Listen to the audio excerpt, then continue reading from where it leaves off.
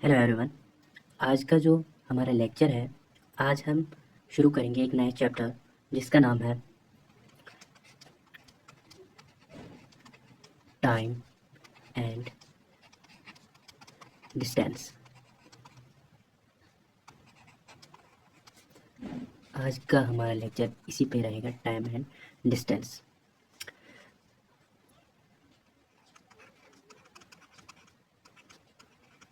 Distance distance क्या होती है? यहाँ से यहाँ तक ये कितना है लेंथ में, इसकी लेंथ क्या है, इसे हम कहेंगे डिस्टेंस। डिस्टेंस डिस्टेंस के जो हम यूनिट्स यानी कि एसआई यूनिट जो होते हैं वो होते हैं छोटा मीटर, बड़ा अगर तो kilometre. Kilo means 100, sorry kilo means 1000, metre is equivalent to 1 kilometre. ये हमारे पास डिस्टेंस होती है। और टाइम टाइम जो होता है हमारे पास वक्त हमारे पास फॉर एग्ज़ाम्पल हमें डिस्टेंस है 10 किलोमीटर, हमें यहाँ से यहाँ तक कितना टाइम लगेगा उसी को हम बोलते हैं टाइम। जो टाइम का ऐसा यूनिट है वो है हमारे पास सेकंड। अगर बड़ा ऐसा यूनिट देखा जाए तो आर। सेकंड 60 सेकंड होते हैं 1 मिनट। 60 मिनट होते हैं हमारे पास 1 आवर। और जो ये डिस्टेंस होती है वो टाइम होता है। फॉर एग्ज़ाम्पल ये डिस्टेंस कितने टाइम में कवर होगी, इसके लिए हमारे पास और एक प्रॉपर्टी है जिसे हम स्पीड कहते हैं। स्पीड स्पीड हमें बराबर होती है डिस्टेंस डिवाइड बाय टाइम। ये फार्मूला सभी को पता होती है। कोई आदमी यहाँ से चल रहा है और ये डिस्टेंस कवर करता है, कितने टाइम में करता है वो उसकी स्पीड है। एक आदमी कितने टाइम में कितनी डिस्टेंस कवर करता है उसे हम स्पीड कहते हैं। स्पीड से हमें 3 फार्मूले निकल सकते हैं। Speed, time. टाइम इसके बराबर है टाइम। फॉर एग्ज़ाम्पल इसी फार्मूला से हम डिराइव करेंगे टाइम को। टाइम हमारे पास होती है स्पीड, ये स्पीड है, इसको नीचे लाएंगे और टाइम को यहाँ लाएंगे। डिस्टेंस डिवाइड बाय स्पीड हो गया टाइम। और हमारे पास डिस्टेंस किसके बराबर होगी? डिस्टेंस हमारे पास होगी स्पीड इनटू टाइम। और ये तीनों फार्मूले हमें एक फार्मूले से डिराइव हो गए। और इसके बाद जो हमें इस चैप्टर में कंसेप्ट ज़रूरी है वो है कि कभी हमें फॉर एग्ज़ाम्पल x किलोमीटर है, इसे हमें चेंज करना है मीटर्स में, तो क्या करेंगे? मीटर पर सेकंड में, और ये x किलोमीटर पर आवर है और इसको इस यूनिट में चेंज करना है तो क्या करेंगे? हम x को मल्टीप्लाई करेंगे किससे? 5/18 से।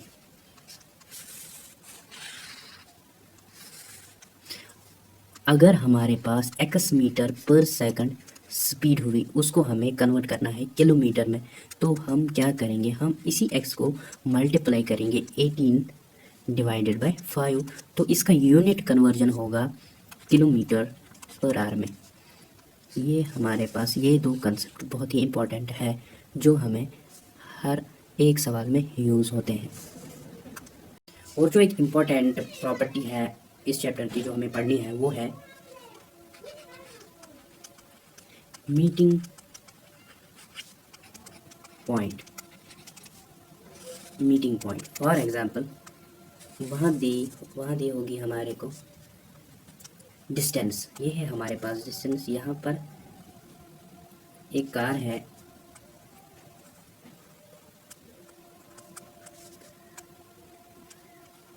यहाँ पर एक कार है, इसकी कुछ स्पीड है ऐसे। फॉर एग्ज़ाम्पल इसकी स्पीड है कुछ SB, और डिस्टेंस है हमारे पास ये, और हमें निकालना है मीटिंग पॉइंट, ये कब एक दूसरे से मीट होंगे। इसके लिए हमें एक चीज़ याद रखनी है कि हमें टाइम, जब ये डिस्टेंस मतलब जब ये गाड़ी चलती है या ये गाड़ी चलती है तो टाइम हमें सेम बनाना है। या तो टाइम सेम दिया गया होगा कि 8 बजे ये गाड़ी भी चलती है और 8 बजे ये गाड़ी भी चलती है, या तो टाइम सेम दिया होगा, वरना ये दिया होगा कि 8 बजे ये चलती है, ये 9 बजे चलती है। हमें टाइम पहले सेम करना होगा, तभी ये क्वेश्चन हमारे पास सॉल्व होगा। मतलब टी ए हमें करना है, टी बी स्टार्टिंग जो टाइम है, पॉइंट ऑफ टाइम हमें सेम करना है, और ये क्वेश्चन हमारा सॉल्व हो जाएगा। और ये कंसेप्ट हमें तब समझ आएगा अच्छे से जब हम इस प्रॉपर्टी पे हम क्वेश्चन सॉल्व करेंगे। अब हमारे पास एक इम्पोर्टेंट प्रॉपर्टी है, वो है crossing time. Crossing time for example, यहाँ पर एक बॉय है और यहाँ पर एक ट्रेन मूव कर रही है। ये ट्रेन इस पोल या एक आदमी को कितने टाइम में क्रॉस करेगी, इसी को हम बोलते हैं क्रॉसिंग टाइम। ये क्रॉसिंग टाइम हमें बराबर होता है sum of length of to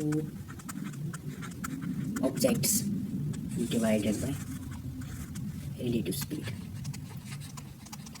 relative speed, ये फार्मूला इसको यूज़ होती है। इसी पे हमारे बहुत सारे केसेस बनते हैं। केस वन जो हमारे पास है वो है, अगर एक ट्रेन है और यहाँ पर एक बॉय है, इस ट्रेन को इस बॉय को क्रॉस करना है। हम सीधे सीटी यानी कि क्रॉसिंग टाइम निकाल सकते हैं। कैसे? हम लेंथ ऑफ ट्रेन ही लेंगे, और अगर बॉय की लेंथ लेंगे विथ कंपेयर करेंगे ट्रेन से तो नेग्लिजिबल होगी, इसलिए हम बॉय की लेंथ को कंसिडर नहीं करेंगे। Length of train divided by speed, relative speed. अगर बॉय स्टैटिक होगा, चल नहीं रहा होगा, तो हम ट्रेन की स्पीड ही लेंगे। अगर दोनों चल रहे हैं, अगर सेम डायरेक्शन में आ रहे हैं, तो हम इनकी स्पीड को प्लस करेंगे, वो हो गई इनकी रिलेटिव स्पीड। अगर ये बॉय भी इसी डायरेक्शन में चल रहा है जिस डायरेक्शन में ट्रेन चल रही है, तो सेम डायरेक्शन में क्या होगा, जो इनकी रिलेटिव स्पीड होगी वो सब्ट्रैक्ट होगी। अगर ये सेम डायरेक्शन में होगी और इसकी भी समथिंग स्पीड है, तो x प्लस वाई होगी, यानी x is equal to train of speed and y is equal to speed of a boy. तो ये होगा। अगर ये अपोजिट डायरेक्शन में आएंगी तो यहाँ पर माइनस आ जाएगा। ये केस नंबर 1। हमने इसमें केस 2 कवर किए। अगर ये सेम डायरेक्शन में आ रहे हैं तो प्लस, अगर अपोजिट डायरेक्शन में जा रहे हैं तो माइनस। यह हमारे पास केस फर्स्ट हो गया।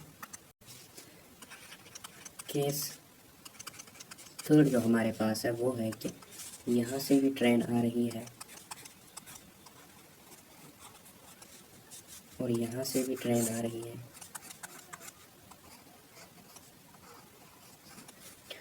और इनका जो क्रॉसिंग टाइम है वो क्या होगा, T1 की लेंथ प्लस T2 ट्रेन 2 की लेंथ डिवाइडेड बाय इनकी स्पीड x प्लस वाई। अगर डायरेक्शन सेम हुई तो, अगर डायरेक्शन अपोजिट हुई तो प्लस हो जाएगी, अगर माइनस होगी, अगर अपोजिट डायरेक्शन होगी तो माइनस हो जाएगी। इसी से हमारे जो बेसिक कंसेप्ट था इस चैप्टर का वो ख़त्म हो गया, और जो नेक्स्ट लेक्चर इसका आएगा उसमें हम क्वेश्चन सॉल्व करेंगे। आई होप आपको ये लेक्चर पसंद आया होगा। Thank you. अब हमारे पास केस सेकंड है। केस सेकंड हमारे पास ये है कि अगर ये प्लेटफॉर्म है जिस पे ट्रेन चलती है, यहाँ एक प्लेटफॉर्म है और यहाँ एक पोल है, यहाँ एक पोल है, ये एक पोल है यहाँ पर, और ट्रेन इस पोल को क्रॉस करती है। ये ट्रेन है और ये इस पोल को क्रॉस करती है। यहाँ पर जो CT यानी क्रॉसिंग टाइम होगा वो होगा length of train plus length of PT platform divided by speed of train, क्योंकि प्लेटफॉर्म की स्पीड तो नहीं होती, स्पीड ऑफ सॉरी